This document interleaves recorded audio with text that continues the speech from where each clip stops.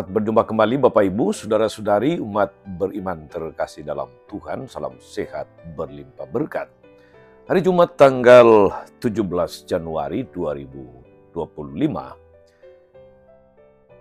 Saya Romagus CCSR mengajak saudara-saudari sekalian merenungkan kutipan Injil Markus bab 2 ayat 1 sampai 12 tentang seorang yang sakit yang digotong oleh teman-temannya dibawa kepada Yesus untuk disembuhkan. Kita akan merenungkan apa makna dan inspirasinya untuk kita yang masih hidup pada masa ini. Hari ini gereja juga merayakan atau memperingati Santo Antonius, seorang abbas. Kita mendengarkan sabda Tuhan terlebih dahulu. Dalam nama Bapa dan Putra dan Roh Kudus. Amin. Selang beberapa hari sesudah Yesus datang ke Kapernaum, tersebarlah kabar bahwa ia ada di rumah. Orang-orang datang berkerumun sehingga tidak ada lagi tempat, bahkan di depan pintu pun tidak. Ia memberitakan firman kepada mereka. Lalu orang-orang datang membawa kepadanya seorang lumpuh, digotong oleh 4 orang, namun mereka tidak dapat membawanya kepadanya karena orang banyak itu. Lalu mereka membuka atap di atas Yesus. Sesudah terbuka, mereka menurunkan tikar tempat orang lumpuh itu terbaring. Ketika Yesus melihat iman mereka, berkatalah ia kepada orang lumpuh itu, "Hai anakku, dosa-dosamu sudah diampuni." Beberapa ahli Taurat sedang duduk di situ dan berpikir dalam hatinya, mengapa orang ini berkata begitu? Ia menghujat Allah. Siapa yang dapat mengampuni dosa selain Allah sendiri? Yesus segera mengetahui dalam hatinya bahwa mereka berpikir demikian di antara mereka. Lalu ia berkata kepada mereka, "Mengapa kamu berpikir begitu dalam hatimu? Manakah yang lebih mudah? Mengatakan kepada orang lumpuh itu, dosa-dosamu sudah diampuni, atau mengatakan, bangunlah, angkatlah tikarmu dan berjalanlah. Namun supaya kamu tahu bahwa Anak Manusia berkuasa mengampuni dosa-dosa di dunia ini." Berkatalah ia kepada orang lumpuh itu, "Kepadamu kukatakan, bangunlah, angkatlah tikarmu dan pulanglah ke rumahmu." Orang itu pun bangun dan di hadapan mereka semua ia mengangkat tikarnya dan pergi keluar sehingga mereka semua takjub. Lalu memuliakan Allah, katanya, "Yang begini belum pernah kita lihat." Demikianlah sabda Tuhan. Bapak Ibu Saudara-saudari umat beriman terkasih dalam Tuhan. Sejak tampil ke publik untuk mewartakan kerajaan Allah, Yesus dicari-cari, Yesus diikuti oleh banyak orang. Tentu dengan pelbagai macam motivasi juga. Salah satu alasan kiranya ingin disembuhkan dari penyakit. Dalam berbagai perikop sebelum hari ini kita dengarkan ada orang lumpuh yang kemudian bisa berjalan, ada orang kusta yang ditahirkan, ada sakit demam yang disembuhkan, dan macam-macam penyakit yang lain. Dalam Injil hari ini saudara-saudari, dikisahkan ada 4 orang yang membawa seorang lumpuh. Mereka memutuskan untuk membawanya kepada Yesus. Mereka berusaha keras untuk menghadirkan pasien ini atau orang sakit ini sampai di hadapan Yesus.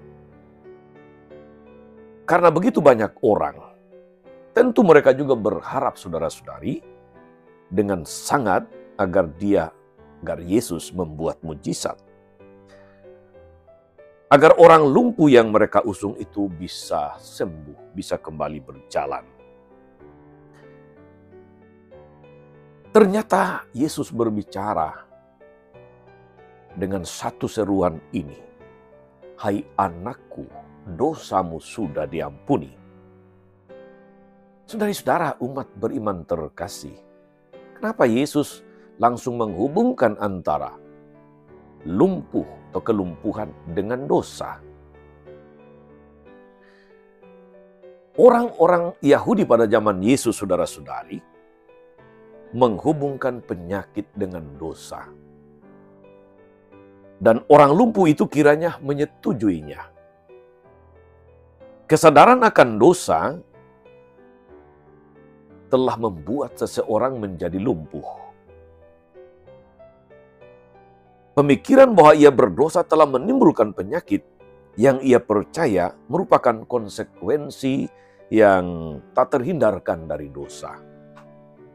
Maka hal pertama yang Yesus katakan kepadanya adalah, "Anakku, Allah tidak marah kepadamu."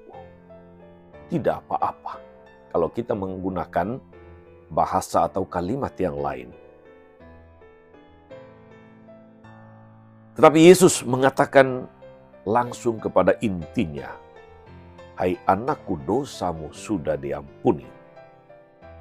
Beban perasaan bahwa ia dimarahi, ia dihukum oleh Allah, dan terbuang dari Allah disingkirkan dari dalam hatinya, dan pengalaman ini membuat penyembuhannya menjadi sempurna. Saudara-saudara, umat beriman terkasih dalam Tuhan, dari perikop yang kita dengarkan, yang kita renungkan hari ini, kita dapatkan satu pelajaran yang unik. Yaitu bahwa ketika kita berdoa, kita harus membiarkan Tuhan yang memutuskan untuk kita. 4 orang yang mengusung orang lumpuh datang kepada Yesus.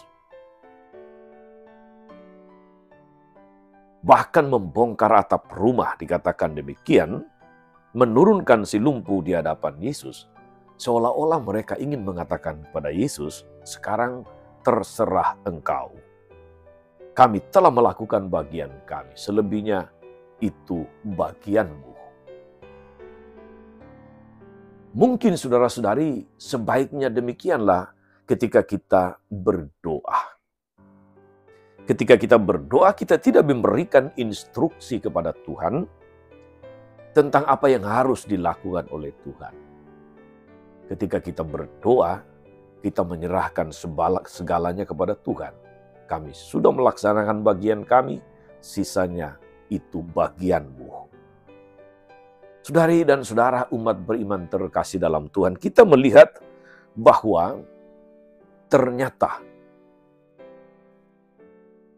ketika menyembuhkan orang sakit, ketika Yesus menyembuhkan orang sakit hari ini dalam perikop, iman orang itu sendiri yang menjadi dasar kesembuhan. Namun, maksud saya, dalam Injil hari ini, iman orang itu sendiri tidak dinyatakan secara jelas. Tapi iman 4 orang yang datang mengusungnya, itu sungguh dikatakan dengan jelas. Bukan pertama-tama iman orang lumpuh itu, melainkan iman teman-temannya yang menyebabkan dosanya diampuni, ia disembuhkan dari kelumpuhan. Maka saudara-saudari, kita belajar juga di sini. Kita tidak tahu seberapa besar pengaruh iman kita terhadap orang lain. Kita tidak pernah tahu pengaruh iman sesama kita, sesama Kristiani terhadap kita. Itulah pentingnya komunitas. Yesus tidak hanya memperhitungkan iman pribadi seseorang meskipun itu menjadi dasar, tapi juga memperhatikan iman orang-orang yang peduli kepada sesamanya, yang peduli kepada kita. Maka saudara-saudari, jangan pernah berhenti untuk peduli kepada sesamamu yang membutuhkan dukungan. Apakah itu dukungan doa, dukungan macam-macam. Yesus memperhitungkan semuanya itu. Maka benar apa yang pernah dikatakan atau saya pernah baca di media sosial, bahwa ketika hidupmu baik-baik saja, percayalah bahwa ada doa orang yang membuatmu menjadi kuat. Ketika hidup seseorang di luar sana tidak baik-baik saja, ada Anda yang mendukung dengan doa-doamu yang naik ke hadapan Tuhan. Maka kalau hidup kita ternyata berjalan baik-baik saja, percayalah ada banyak orang yang mendukung kita dengan caranya masing-masing, dengan doa, dengan perhatian, dengan seruan kepada Tuhan. Karena itu saudara-saudari, betapa pentingnya dukungan komunitas, lebih-lebih dukungan komunitas beriman untuk kepentingan kita. Yang kedua, saudara-saudari, sebagai pelajaran unik juga untuk kita bahwa dosa selalu menyebabkan kelumpuhan. Yesus mengatakan kepada orang lumpuh itu, "Hai anakku, dosamu sudah diampuni," maka dia menjadi sembuh. Dia menjadi normal lagi, tidak lumpuh lagi. Ini membawa inspirasi luar biasa untuk kita. Orang bisa saja tidak lumpuh secara fisik, tapi lumpuh secara rohani. Orang bisa saja sehat jasmani, tapi rohani hancur, lumpuh, bahkan bisa total.